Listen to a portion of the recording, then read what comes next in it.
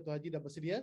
Masing-masing ingin berkenalan juga dengan Tuan Haji ini dulu. So sedikit latar belakang Tuan Haji, tak keberatan daripada Tuan Haji. Silakan. Kita punya board director dalam Quantum Metal. Saya mempersilakan iaitu Tuan Haji Kamari Zaman. Silakan. Assalamualaikum warahmatullahi wabarakatuh. Latar belakang saya ni dari segi akademik, saya mempunyai 4. I'm a qualified forester, I'm a qualified IT, I'm a qualified economist dan juga mempunyai ijazah sarjana daripada Universiti Harvard dalam public policy. Itu dari segi akademik lah. Dari segi bidang kerja, saya pernah bekerja dengan forestry dan yang lamanya dengan sebuah bank pusat lah, Bank Negara Malaysia selama 33 ke 34 tahun macam tu. Di bank pusat tu pelbagai tanggungjawab telah diberikan daripada junior officer sampailah director. Saya pernah menjadi chief forex dealer. Saya juga pernah antara kerja saya menggubal dasar-dasar keuangan dan juga pernah juga bekerja di luar pesisir Labuan dan juga saya pernah juga menjadi pengarah penyiasatan di Bank Negara Malaysia sebelum ini. So dari segi background tu itulah dia. Hari ini saya sit dalam beberapa lembaga pengarah, kebanyakannya terlibat dengan keuangan. Dan di Quantum Metal Malaysia ni saya telah diminta oleh Dr. Lim sebagai pengerusi Quantum Metal Malaysia.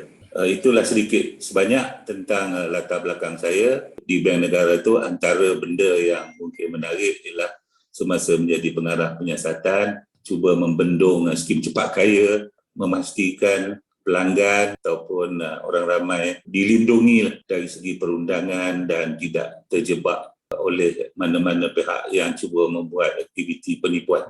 Itulah antara tanggungjawab yang agak berat dan antara benda yang diberi penekanan di Quantum Metal tu samalah juga memastikan pelanggan-pelanggan terpelihara, tidak terjebak dalam apa-apa aktiviti penipuan.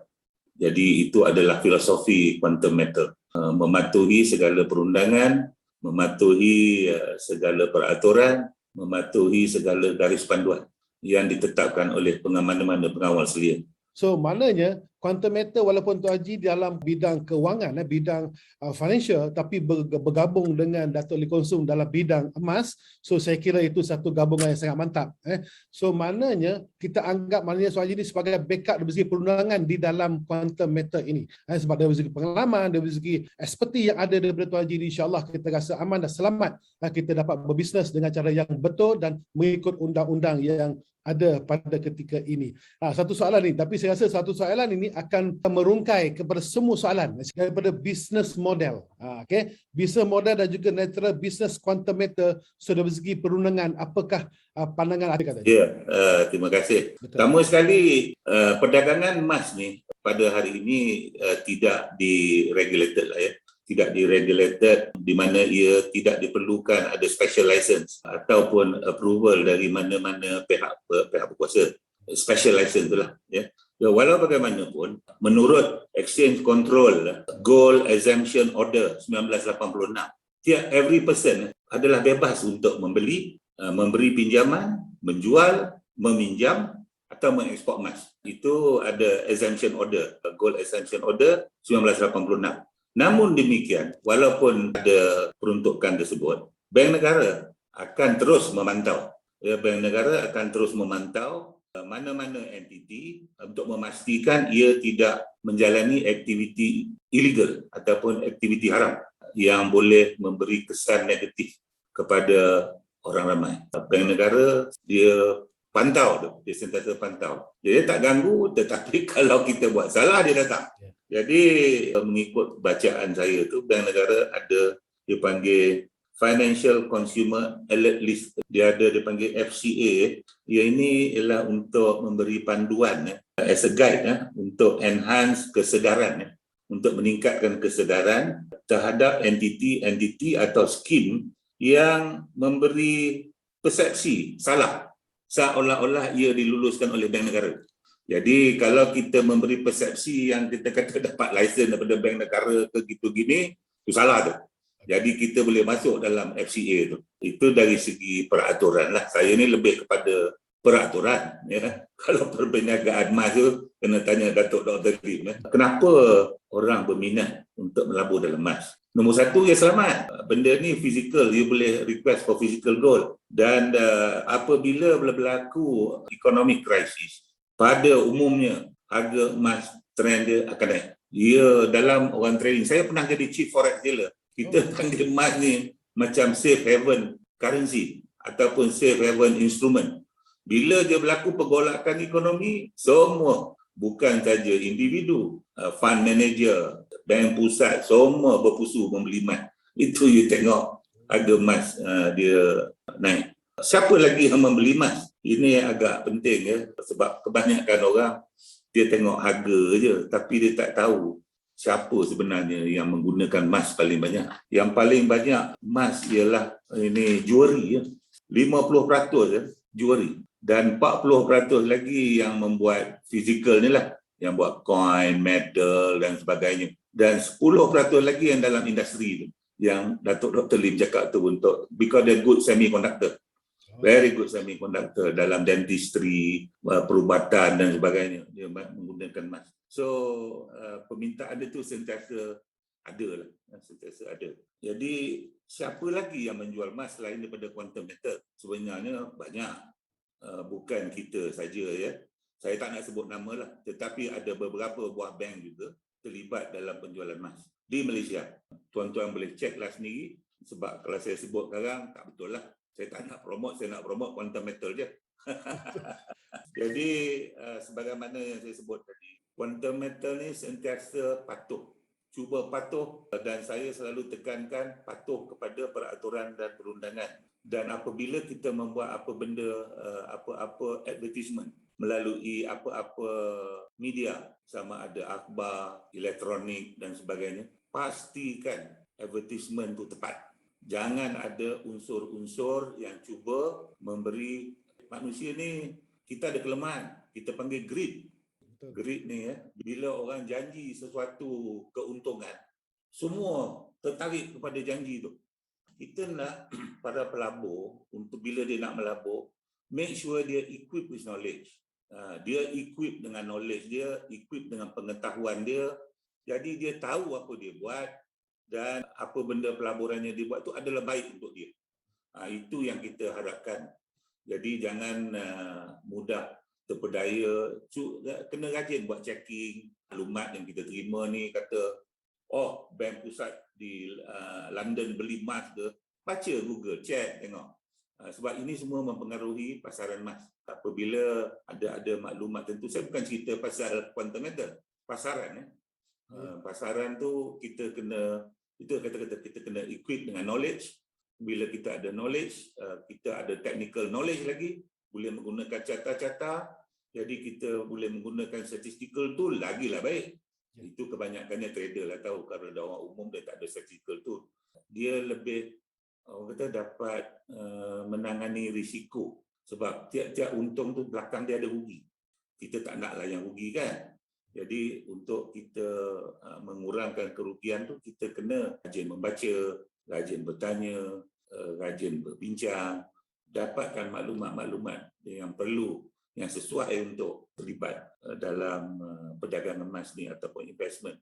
Sebagaimana saya sebut tadi, Section 4A ini di bawah Exchange Control Act 1953, bank negara ada kuasa, dia boleh memantau semua advertisement. Apabila mana-mana syarikat, termasuklah quantum metal, membuat apa-apa advertisement yang tidak tepat, kita boleh disiasat. Jadi tiap-tiap perkataan, tiap-tiap fakta tu mestilah tepat ya, supaya kita mempromot secara healthy, supaya pelanggan-pelanggan kita pun dia berani mengambil risiko. Kalau dia rugi pun dia tahu itu risiko memang ada ya. Jadi dia tak boleh salahkan sesiapa. Jadi tapi yang pentingnya advertisement kita kena betul. Tak ada apa-apa unsur. Jadi ada satu lagi area yang saya selalu stres di sini ialah payment system. Sekarang ni evolusi ya, daripada cash bertukar kepada elektronik ya. Ada wallet lah, ada macam-macam. Jadi itu pun di bawah bidang kuasa Bank Negara Malaysia. Ya, bidang kuasa Bank Negara sentiasa memastikan ianya selamat, reliable dan efisien apabila kita menggunakan satu-satu payment system tu. Jadi payment system tu memang bank negara akan teliti terlebih dahulu sebelum. Jadi kalau Quantum Metal nak membuat sesuatu benda produk, kita pun akur kepada keperluan tu. Jadi Quantum Metal, sebagaimana saya dah berbincang dengan Datuk Dr. Lim, kita sentiasa akur kepada all these peraturan. Sebab kita tahu ada regulator duk memantau secara keseluruhan. Jadi apabila kita menggunakan benda yang betul, jadi di sinilah orang datang confident, because kalau mana-mana institusi yang tidak diregulate, orang tak ada confident. Apabila ia diregulate, payment system kita guna yang regulate, orang akan very confident menggunakan apa-apa produk dan jenama yang digunakan dengan Quantum Metal. Itu adalah penting. Sebab kalau sistem payment ni tidak menggunakan yang sah lah ia boleh berlaku systemic risk. Apabila berlaku systemic risk, orang hilang kepercayaan terhadap katakan e-wallet. Jadi lagi masalah besar. Macam kata orang tak nak percaya cek dah. Orang nak pakai cash je. Pakai cash ni lagi banyak masalah. Nak bawa hulu kilir duit banyak kan. Jadi itu satu area. Bila saya sebut cash ni, saya masuk lagi satu area. Dia panggil Anti-Money Laundering dan Anti-Terrorism Act 2001. Di sini very clearly state, kalau tuan-tuan Google, tu saya kata kena rajin membaca. Dia menyatakan, saya baca dalam bahasa Inggeris, states that for dealers in precious metal, termasuklah quantum metal, and precious stone, yang membeli belian batu-batu mahalnya of the act, as of 1 Julai 2008, requires all dealers of precious metal to report transaction that exceed certain specific threshold. Saya nak maklumkan di sini, saya nak mengesahkan di sini, Quantum Metal is a reporting institution. Kita patuh kepada peraturannya. Jadi threshold yang dimaksudkan tu, kalau kita beli dalam tunai, saya tak galakkan sangat orang beli dengan tunai ni. Nombor satu, bayar, bawa duit hulu kilir. Nombor dua, orang suspicious. Jadi kalau you beli, elok melalui transfer ataupun daripada bank account, itu bagus. Sebab apa? Semua bank dia patuh pada amla. Kalau kita bawa cash, orang persoalkan. Jadi apabila individu, dia punya had dia ialah 50,000. Apabila dia membeli lebih kepada 50,000 tunai, cash dia akan dilaporkan kepada bank negara. Tapi kalau dia beli melalui elektronik, tak apa. Tunai, tunai. Jangan bawa 5 ketul duit. Sama juga dengan itu individu. Kalau entiti 300,000. Syarikat lah. Sebab syarikat orang tak pernah beli pakai cash ni. Semua transfer. So itulah sedikit sebanyak tentang bagaimana Quantum Metal menaikkan kepercayaan, memberi kepercayaan. Di samping itu, produk kita adalah disertified oleh ISRA. So ini syariah compliant. Kebanyakan pembeli adalah daripada golongan Islam. Memang dia orang ni hendakkan, kalau tak ada ISRA, jadi orang boleh persoalkan. Certification satu, audit satu. Syariah audit pun akan dilakukan juga untuk memastikan dia certification tu ada tahun-tahun dia. Sampai certain period dia akan audit balik, dia akan reissue balik. Untuk memberi keselesaan dan confident kepada pelanggan Quantum Metal, Quantum Metal bukan sahaja menggunakan ISRA, malah kita dah employ a very competent person untuk memainkan peranan as compliance syariah officer.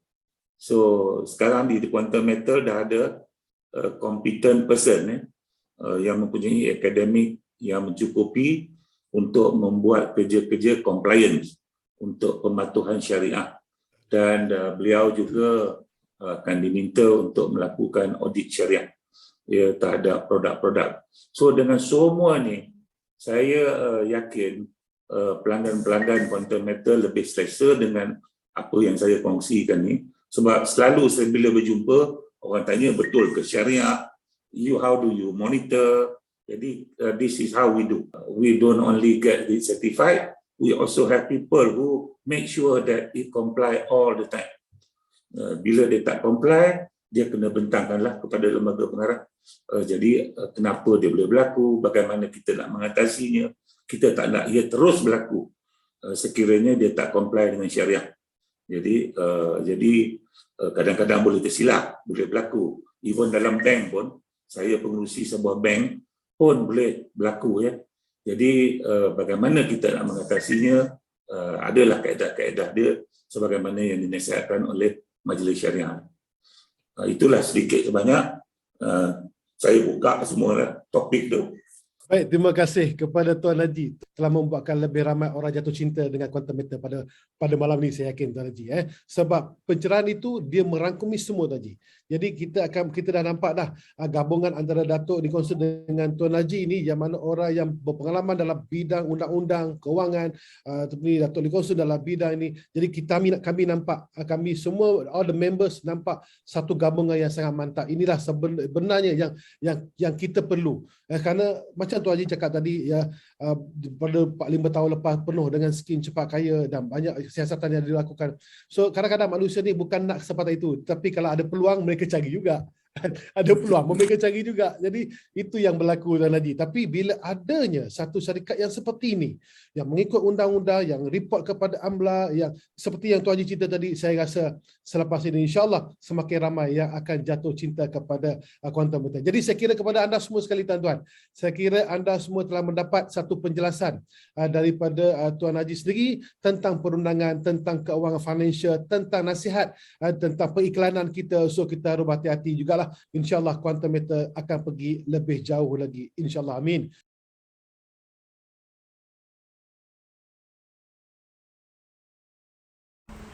Assalamualaikum dan salam sejahtera. Terima kasih saya ucapkan sekali lagi kepada semua yang menonton channel saya dan subscribe channel saya, iaitu channel Firdaus Mishari. Okey, hari ini saya nak kongsikan kepada anda satu topik yang sangat menarik pada pandangan saya untuk anda ketahui. Memandangkan sekarang ni anda dapat lihat harga emas berada dalam trend menurun.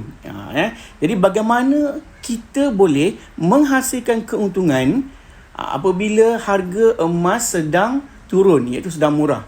Jadi pada sesi kali ini saya nak kongsikan kepada anda 3 keuntungan on the spot yang anda akan dapat apabila anda membeli emas sekarang, walaupun harga emas yang anda beli itu belum lagi naik.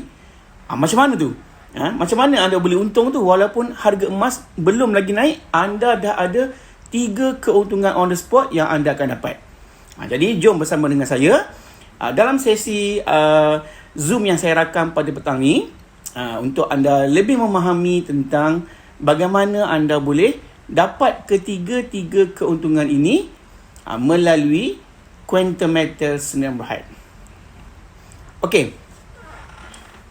Sebelum saya nak terangkan kepada anda bagaimana caranya untuk anda mendapat 3 keuntungan tersebut, jadi saya nak membuka minda anda. Saya nak membuka minda anda dan memberi anda keyakinan bahawa emas merupakan salah satu medium pelaburan yang terbaik yang anda boleh lakukan sekarang. Memandangkan ekonomi dunia yang tidak berapa stabil dan juga dipengaruhi oleh